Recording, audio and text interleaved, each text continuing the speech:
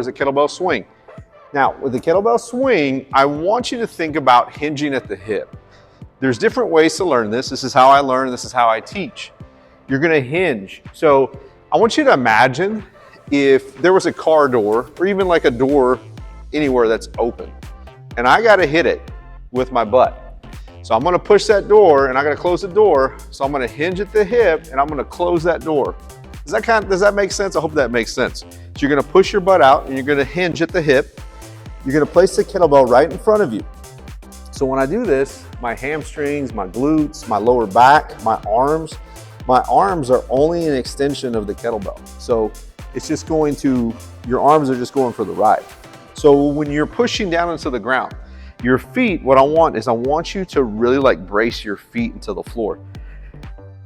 That way you can't move. So here we go. Let's do a few and then we'll talk about it.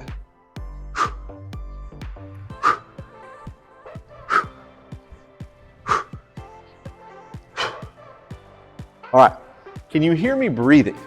When I'm breathing, I'm inhaling as I'm coming down, I'm exhaling as I'm coming up. Your arms are straight and they're locked out.